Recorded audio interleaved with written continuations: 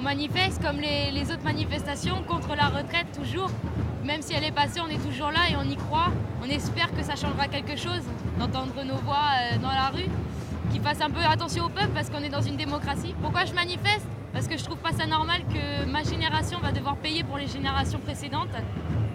Et je trouve pas ça normal que moi je vais travailler jusqu'à 62, 67 ans en faisant un travail qui va vraiment être super dur. Je pense aussi pas qu'à moi, je pense aux travaux, au BTP par exemple, qui travaillent à l'extérieur, qui font du travail très très très dur, physique et pas mental.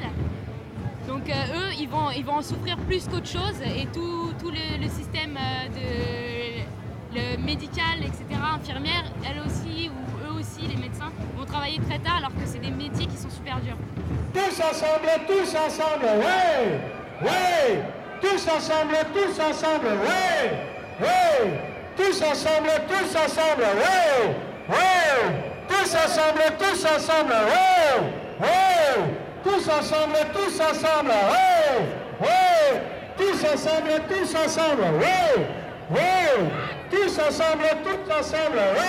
C'est pas une manifestation de plus, c'est le mouvement contre la réforme de la retraite qui continue avec des potentialités et une vraie dynamique qui fait qu'aujourd'hui, comme dans toute la France d'ailleurs, près de 200 points de rassemblement pour à nouveau affirmer l'exigence d'une autre réforme et en même temps poser toute une série de questions qui sont liées à la retraite, notamment la question de l'emploi, du niveau des pensions et aussi la question des retraites complémentaires qui risquent de venir très vite à l'ordre du jour dans les débats et les négociations avec les organisations syndicales.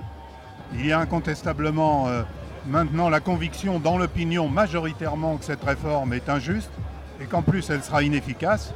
En revanche, il y a une vraie question et un vrai enjeu, c'est celui d'un débat sur le fond de ce que doit être aujourd'hui le système de protection sociale, retraite comprise.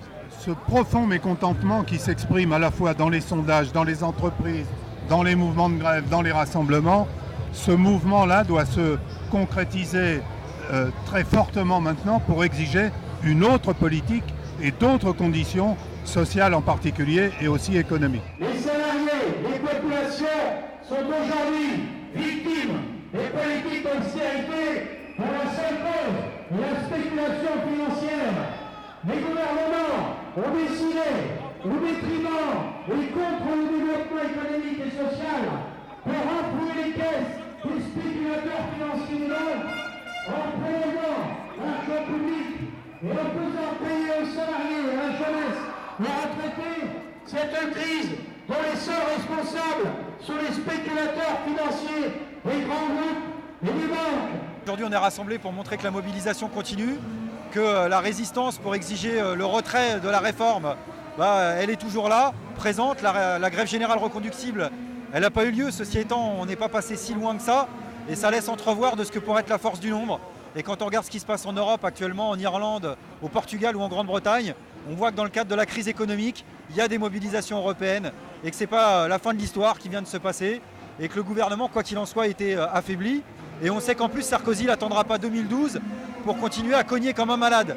Donc lui, il a décidé de reconduire sa politique, à nous de reconduire les résistances et de rebondir, que ce soit sur les retraites, les salaires, l'emploi ou sur les autres sujets que le gouvernement a décidé de mettre sur la table. Je pense par exemple à la dépendance, puisque le gouvernement s'apprête à permettre aux actionnaires des maisons de retraite de faire encore plus de pognon dans ce domaine-là, à parler de leur grille à faire raquer un petit peu plus les familles, alors que dans ce domaine comme dans d'autres, ce qu'il faudrait, c'est un service public, en l'occurrence un service public du 4e âge. Donc quand on a appris depuis le début du mois de septembre à redresser la tête, eh ben on y prend goût et on la garde haute pour un certain nombre de temps en tous les cas, donc la lutte continue. Partageons les richesses, partageons les profits, partageons les richesses, partageons les profits, partageons les richesses, partageons les profits.